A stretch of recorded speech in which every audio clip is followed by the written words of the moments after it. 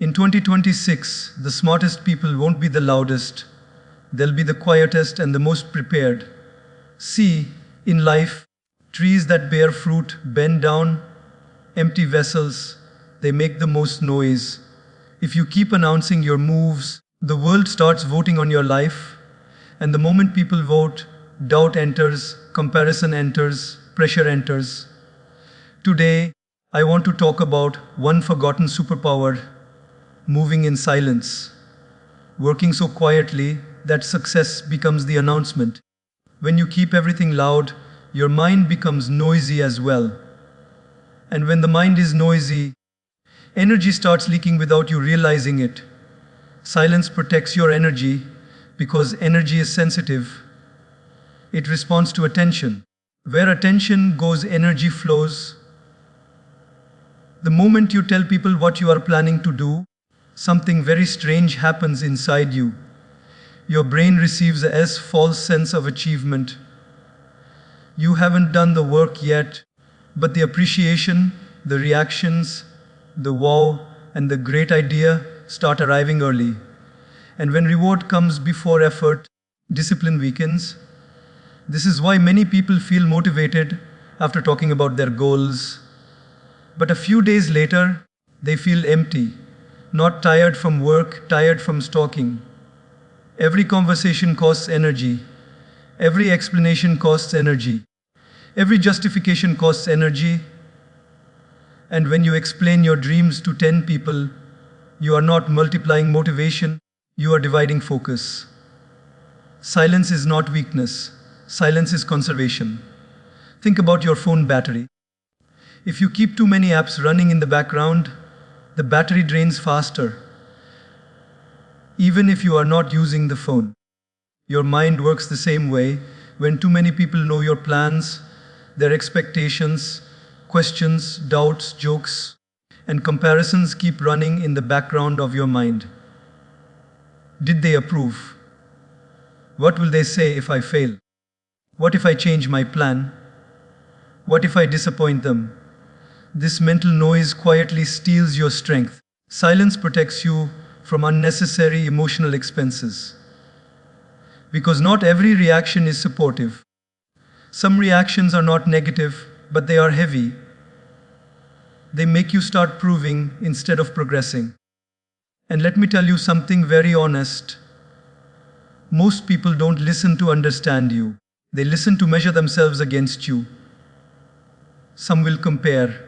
Some will compete. Some will doubt. Some will casually discourage you for your own good. And even if they say nothing, their silence can still disturb your peace. When you move in silence, you move with purity. Your actions remain clean. Your intentions remain intact. You are working for growth, not applause. Silence also protects your energy from ego, because the more you talk about what you're going to do, the more your identity gets attached to it.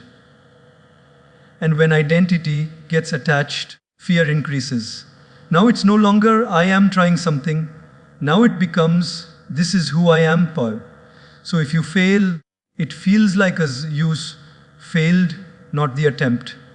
Silence keeps your ego out of the process. It allows you to experiment, to change direction, to learn quietly, to fail privately, and to rise confidently. Have you noticed something? The most dangerous distractions don't come from enemies. They come from unnecessary conversations. Someone asks, "What are you doing these days?" And you spend 20 minutes explaining your future instead of building it. Someone gives advice you didn't ask for. Now you spend the whole night thinking whether they are right or wrong. Someone laughs lightly at your idea. You say you don't care, but your energy says otherwise. Silence saves you from these leaks. Nature itself respects silence. A seed grows in darkness. A child grows in the womb. Diamonds form under pressure, quietly. Nothing powerful announces itself while it's becoming powerful. When you work silently, your energy stays focused. Your mornings feel lighter. Your decisions feel clearer. Your confidence becomes internal, not borrowed. You stop needing people to believe in you because you believe in the process. And the most beautiful part, when success finally arrives, it arrives with peace. No anxiety of what will people say, no pressure to maintain an image, no exhaustion from explaining how hard it was, just calm satisfaction. So if you want to protect your energy in 2026, stop leaking it through unnecessary words. Let your effort absorb your attention. Let your work consume your thoughts. Speak less, build more, and one day, without saying a single word, your results will speak so loudly that silence will become your signature. Not everyone deserves access to your plans, and understanding this single truth can save you years of confusion, frustration, and self-doubt. We often assume that because someone is close to us, they automatically qualify to hear our dreams. But closeness in relationship does not always mean closeness in mindset. See, every person listens to your plans through the lens of their own experiences, fears, limitations, and beliefs. They don't hear your future, they hear as their past. So when you tell someone your plans and they respond with doubt, it's not always because the plan is weak. Sometimes it's because they once failed at something similar, and instead of healing that failure, they unknowingly project it onto you. That's why privacy is not secrecy. Privacy is discernment. Secrecy comes from fear. Privacy comes from wisdom. You're not hiding because you're scared. You're protecting because you're building. Think about this carefully. When a plan is new, it is fragile. It doesn't need opinions. It needs time. But people are impatient listeners. They want instant clarity, instant proof, instant results. When you can't give them that, they start filling the gaps with assumptions. They ask questions you're not ready to answer. They suggest changes you're not ready to make. They highlight risks you already know about. And slowly, without realizing it, your confidence starts outsourcing itself to other people. You begin adjusting your dream so it sounds more acceptable. You shrink it so it sounds more realistic. You soften it so it doesn't make others uncomfortable. This is the danger of giving early access. Not everyone wants to see you fail, but not everyone wants to see you grow either. Your growth silently threatens people who are comfortable staying the same. So they won't attack your plan directly. They'll question your timing. They'll question your ability. They'll question your stability. All wrapped nicely in concern. And because they sound caring, you listen. But here's the truth. A dream explained to the wrong person starts needing defense. And anything that needs constant defense starts losing power. Privacy gives your dream oxygen. It allows it to grow without interference. When you keep your plans to yourself, something beautiful happens. You stop performing, you stop convincing, you stop proving, you start working. You wake up with clarity instead of confusion. You move with intention instead of explanation. You make decisions based on alignment, not approval. And let's be honest, most people don't need to know what you're doing. They just want something to talk about. Information travels faster than understanding. And once your plan becomes public property, everyone feels entitled to an opinion. If it works, they say, I knew it. If it doesn't, they say, I warned you. Either way, peace is lost.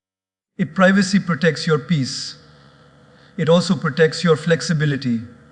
When fewer people know your plans, you're allowed to change them. You're allowed to pivot. You're allowed to pause. You're allowed to restart without the pressure of explaining why. But when everyone knows your direction, changing course feels like failure, even when it's growth. You stay stuck not because the path is right, but because too many people are watching. Wisdom knows this. Not every chapter needs an audience. Some chapters are meant to be written quietly. Even in ancient times, knowledge was passed selectively. Not everyone was taught everything, because not everyone was ready. Your plans are also a form of knowledge. They deserve the same respect. Share them with people who have earned that access, people who have walked ahead of you, people who can guide, not confuse, people whose silence is as supportive as their words. And sometimes that person is just you. You don't always need advice.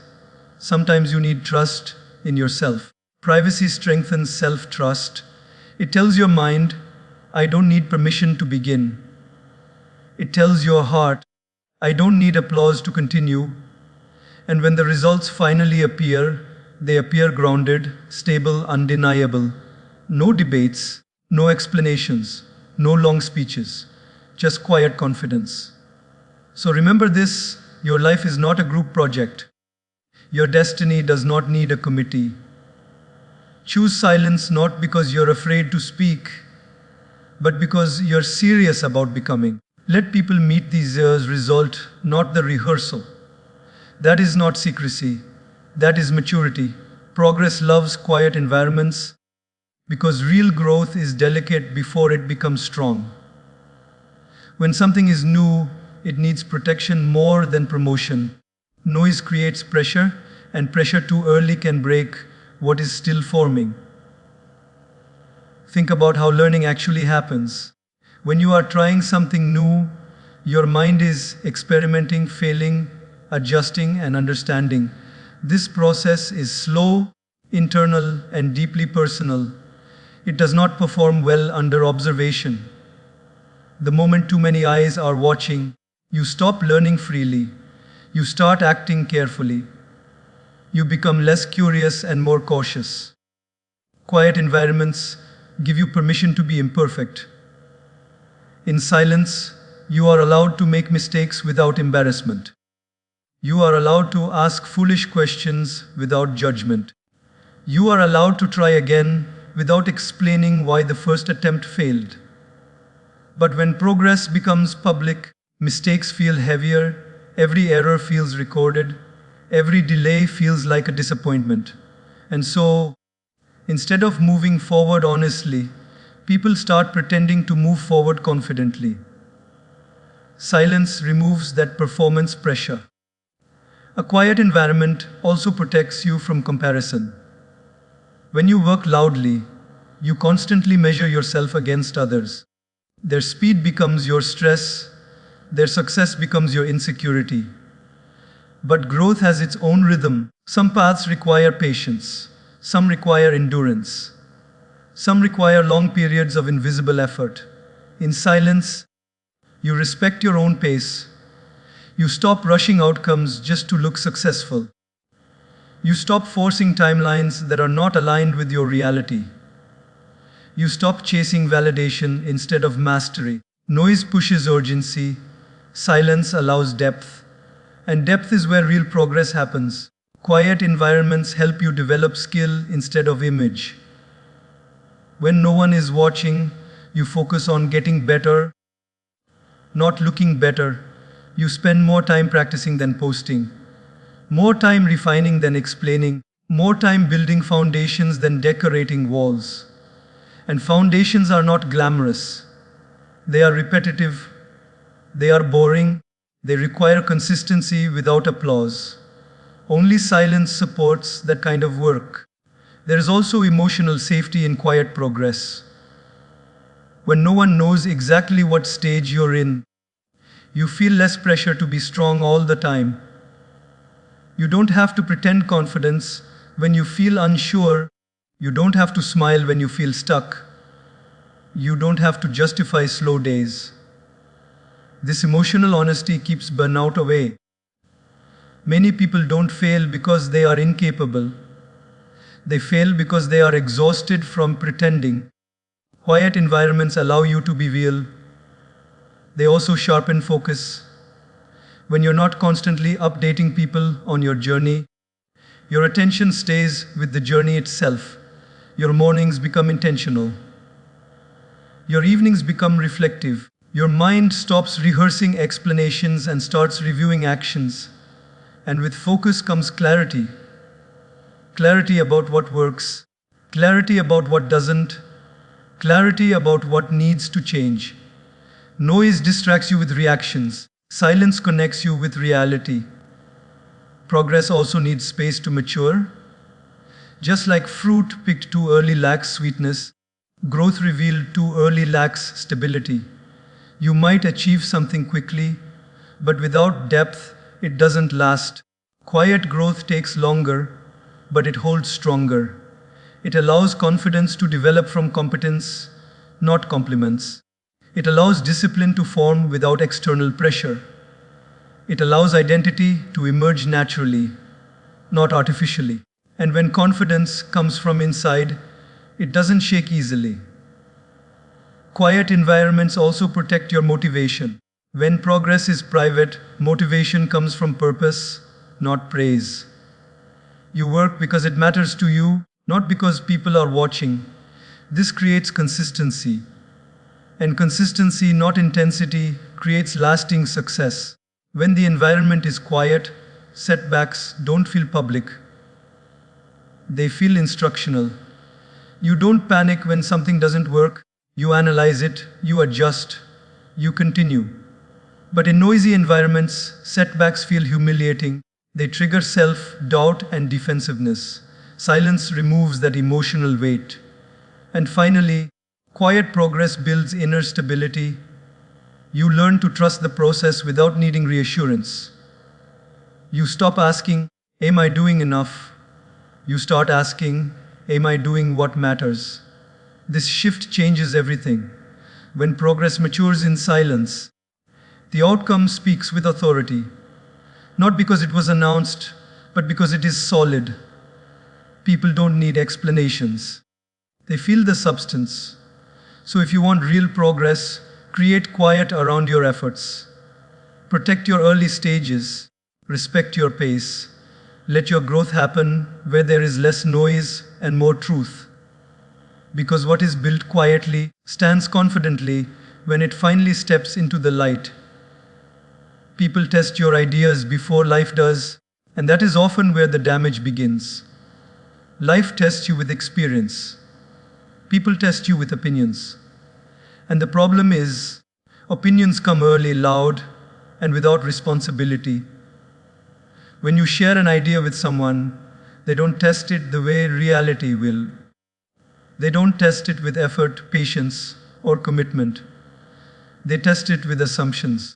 They ask questions that sound intelligent but are rooted in fear. What if it doesn't work? Has anyone else done this? Do you really think this is practical? These questions don't strengthen the idea.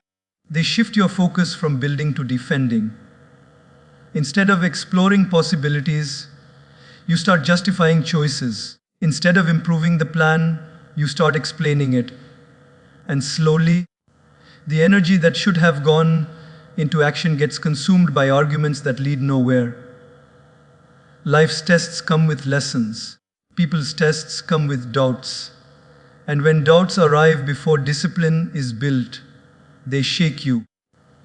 Most people are not trying to destroy your idea. They are trying to protect their understanding of the world. Your idea challenges their comfort. It threatens their belief about what is possible. So they respond with logic that supports their limitations, not your potential.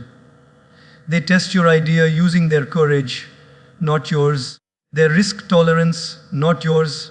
Their experiences, not your vision. That's an unfair test. An idea needs incubation. Just like a newborn cannot survive harsh environments, a new idea cannot survive rough scrutiny. Before life tests your idea with results, failure, and growth, people test it with premature judgment. And premature judgment creates premature self-doubt. You begin to question things you were once excited about, not because something is wrong, but because someone sounded confident while questioning you. Confidence is contagious. Even when it's wrong, one strong opinion can overpower 10 weak convictions. This is why timing matters. An idea needs to be tested by us doing, not by debating. Reality will test your plan through effort, through obstacles, through feedback that comes from results, not assumptions. But when people test your idea first, you might abandon it before reality even gets a chance. Many dreams die in conversations, not in failure.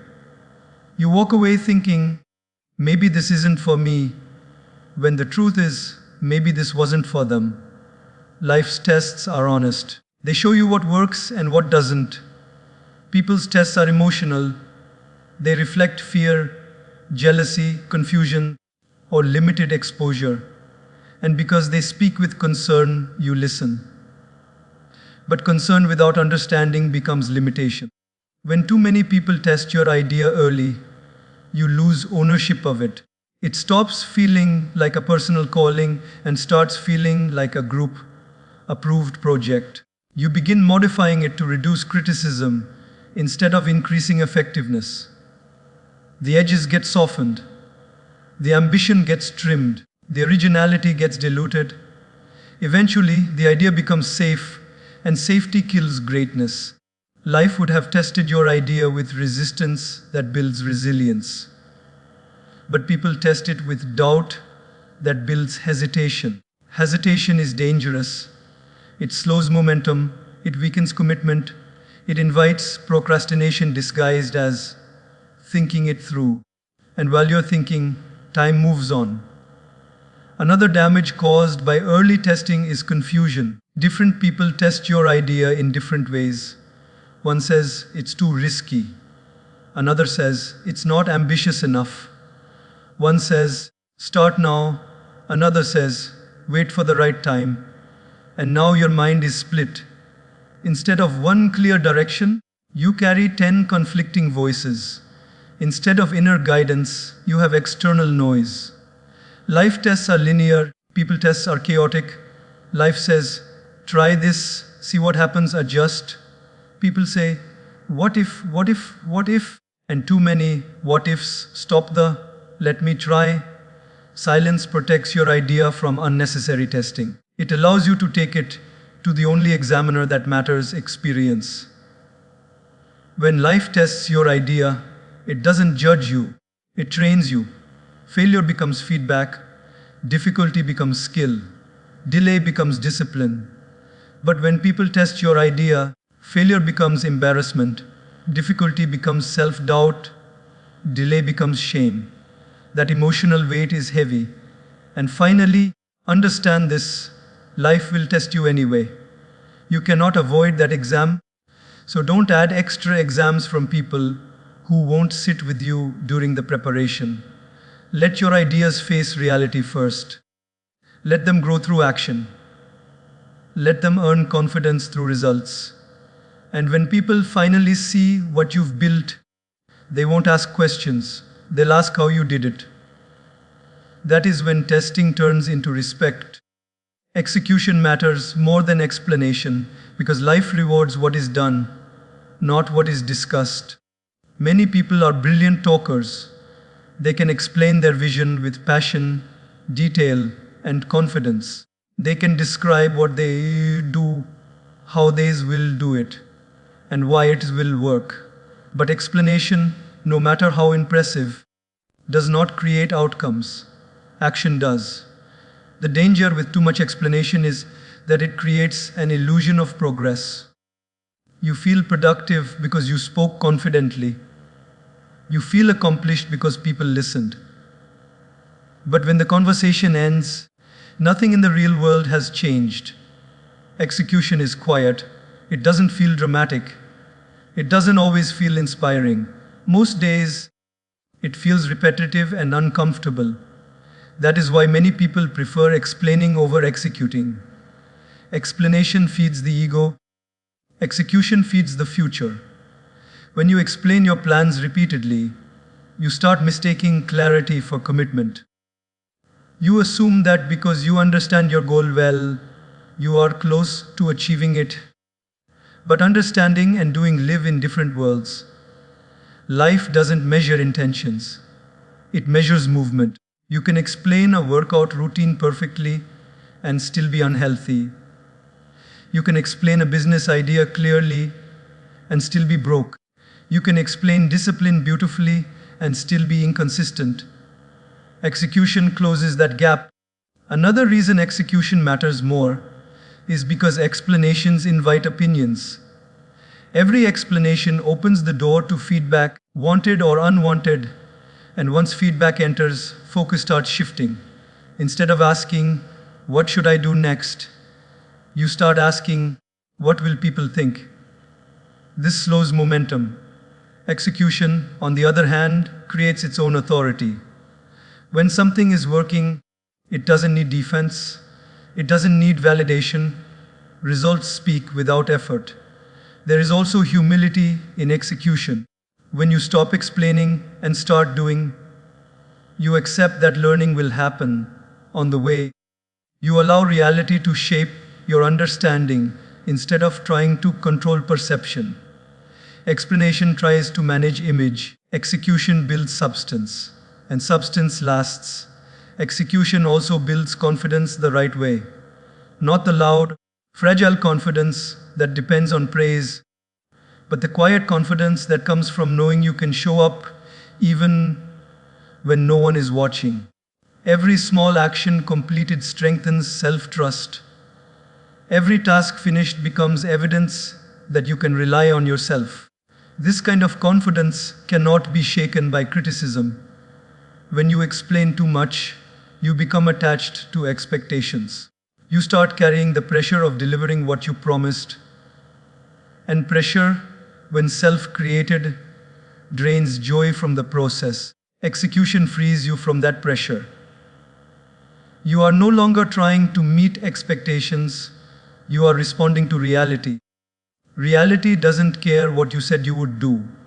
It only responds to what you actually do. Execution also simplifies life. You stop rehearsing conversations. You stop preparing answers for imaginary questions. You stop justifying delays. Your mind becomes cleaner. What's the next step? You do it, then the next. That simplicity creates momentum. Momentum doesn't come from motivation, it comes from movement. And movement comes from execution.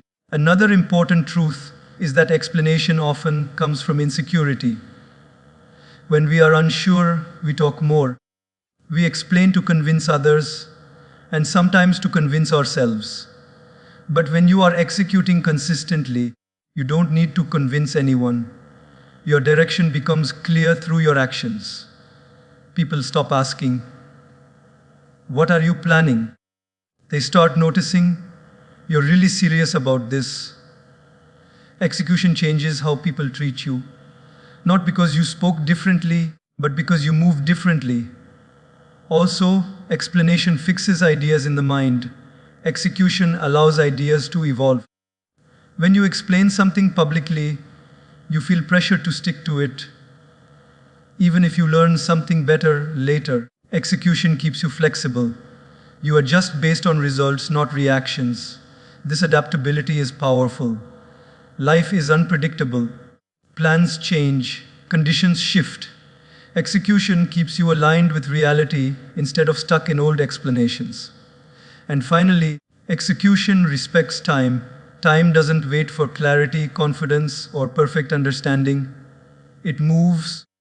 While you are explaining what you plan to do someday, someone else is already doing something imperfect today. And imperfect action beats perfect explanation every single time. Because results don't come from ideas, they come from effort. So choose execution. Let your days be filled with work, not words. Let your progress be measured in steps taken.